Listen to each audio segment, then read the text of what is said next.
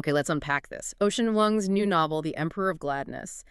I mean, this isn't just another book release, is it? It feels like one of the huge literary events for 2025. Yeah. Just landed.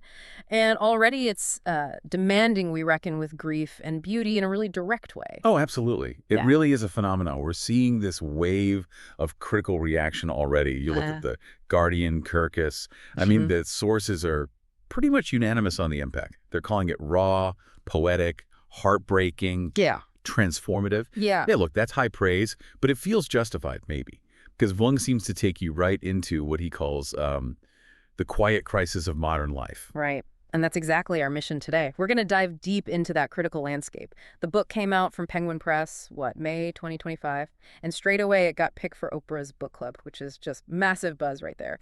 So we need to synthesize why this story, set in, East Gladness, Connecticut, which that name alone, why it's hitting such a nerve right now, why the urgency. Yeah, and we're not just, summarizing a plot here. It feels bigger. It's a literary event. Vuong, he's a poet first, right? You feel that in the prose. And that voice, it sets the stage for a book that, well, like one critic said, it refuses to comfort you.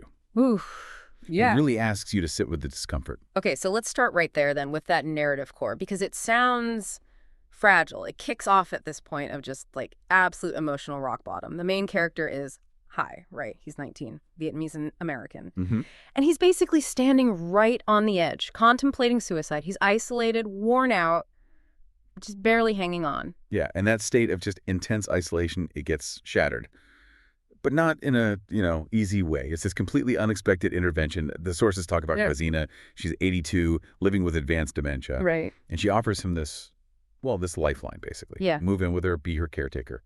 It starts as like an economic thing, a necessity for both of them maybe, but it becomes the catalyst for everything. Wow. And that contrast, when you think about their daily lives. Yeah. It's just heartbreaking. Hai's working these long, awful shifts at some fast food place. Home market, scrubbing grease. Yeah. Just exhausted. Trying to survive. And then Grazina, Yeah. she's literally losing her memory, right? Yeah. Drifting between the past and this confusing present. Exactly. And what's really fascinating, what the sources really emphasize, is this isn't some convenient, Hallmark movie fix. These are two total strangers, different generations, different cultures. Yeah. And they're bound together purely by this mutual loneliness. Yeah. And, well, the simple human need to be seen. The bond they build is incredibly fragile. It's not romance. Definitely not a traditional family thing. Yeah. It's more like this ongoing, quiet act of survival. Just getting through it together. And that speaks right to Vuong's intention, doesn't it? The consensus seems to be he doesn't write to entertain. He writes to reveal. But how does he do that? How does he make this kind of forced transactional setup feel so profound, so fast? Well, I think it comes down to empathy. And just sharp observation. He gives equal weight, equal dignity to Hai's burnout and Grazina's confusion. He shows you the humanity inside that struggle, the grind of modern life. It's about recognizing that, whether you're a young guy crushed by economic pressure or an elderly woman losing her grip on who she is, that need for connection, it's still the most urgent thing. That deep observation, it flows right into his style, his signature style. If you've read On Earth, We're Briefly Gorgeous, you know that rhythm immediately. The prose is just soaked in poetry. Every sentence feels like it has this almost shocking weight. Yes.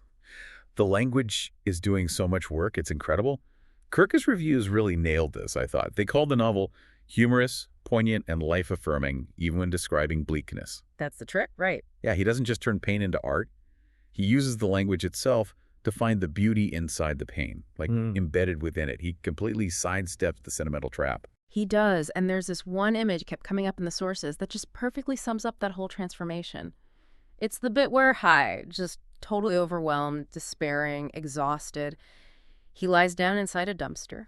Behind his workplace, home market. Yeah, and he just looks up at the stars. And if you connect that to the bigger picture, that image is Vuong's gift right there, finding tenderness in the ruins. It's the ultimate contrast. The source material quotes him writing that the world, it doesn't change. It's still full of suffering, loss, and relentless demands of survival. Yeah. But right after that, he insists there's also beauty, connection, and the stubborn persistence of hope. The dumpster is the suffering. The stars are the hope. Simple as that, but so powerful. And that hope, it often seems to need a filter, right? Which brings us to what feels like the emotional core of the novel, this idea of benevolent deception. Ah, The yeah. little lies or maybe omissions we use to protect the people we love. Vuong said something like, sometimes love isn't about truth, it's about mercy. That's such a potent idea, and it raises a big question, doesn't it? In their relationship, Hai and Grazina's, where does that mercy actually show up? I mean, Grazina's losing her memory. She has to rely on Hai to kind of fill in the blanks, maybe. Right. And Hai is terrified of his own future, his own despair. He's relying on Grazina for an anchor, Yeah. even if it's a temporary, fragile one. Mm-hmm. So maybe it's that silent agreement to prioritize kindness, mercy over the brutal truth of their situation. Maybe Hai doesn't constantly correct her, doesn't remind her what she's forgotten. Or maybe it's Grazina's simple, unquestioning acceptance of him being there, which gives him this necessary, gentle distraction from his own dark thoughts. Yeah. The sources seem to suggest this quiet deception is actually what lets them survive together. Exactly. It's like recognizing that the absolute, unvarnished truth can sometimes just annihilate someone. Yeah. The benevolence part is choosing comfort, choosing care over potential devastation. It's deeply human and often messy, right? It mirrors those tough calls we all make sometimes, trying to keep people we care about whole, even if it means shading the truth a little. Okay, so here's where it gets really interesting for me. Why this book? Why now? Why is it striking such a chord? And the answer seems to be how perfectly their story reflects these quiet crises so many people feel today. hmm Economic pressure, loneliness, just burnout, this feeling of disconnection. Yeah. Hyde feels like he represents millions of young people, doesn't he? Immigrants, workers, people with dreams, just caught between trying to survive and trying to find meaning. Absolutely. And Grazina, with her fading memory, she's not just about aging. She represents this collective fear, maybe. Fear of the past slipping away too fast before we can, understand it or honor it. The Guardian review really praised how Vuong tackles those big themes.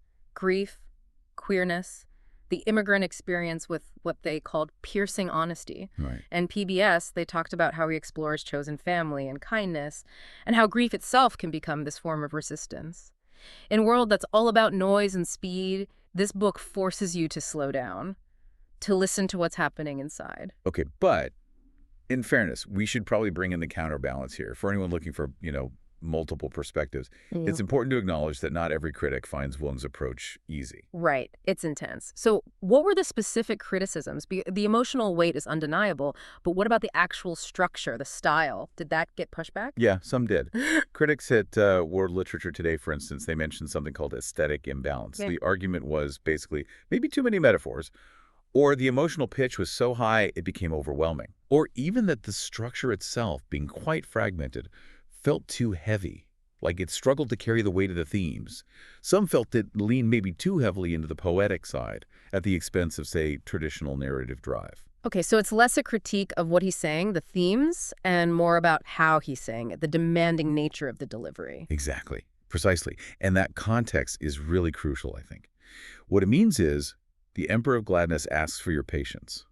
It's not aiming for perfection in a conventional sense. It is luminous, reviewers agree on that, but it deliberately avoids giving you a neat, tidy plot or an easy ride. Right. It's seeking truth, even when that truth comes in fragments, even when it hurts. It kind of requires the reader to participate more actively in piecing together the meaning. Okay, so pulling it all together, what does this all mean for us? For you, the reader, stepping into this world? I think ultimately the novel helps us understand grief differently, maybe without shame. It lets us see things like relentless work, fading memory, shifting identity, not as failures, but as proof of endurance, proof of life being lived. Yeah. It feels like a powerful mirror if you've ever felt invisible, and maybe a light if you're still trying to find beauty, in the shadows. Well said. I think Vuong's work really asks us to slow down. Just slow down and listen. To the quiet pain, yeah, but also to the unexpected beauty, to each other. Yeah. And if Hai and Grazina's survival hinges on this benevolent deception like we talked about, and if Vuong truly believes that love is about mercy, then maybe we should ask ourselves something. In this world, the one demanding speed, efficiency, brutal honesty all the time, how do we actually measure the value of a small, quiet act of kindness? What mercy are you extending or maybe receiving today? Wow. That is a complex and definitely a powerful thought to leave you with. Keep gaining knowledge, keep connecting those dots between art and life, stories and ourselves, and we'll catch you on the next deep dive. Subscribe to the Timeless Tales podcast. Your stories, your time.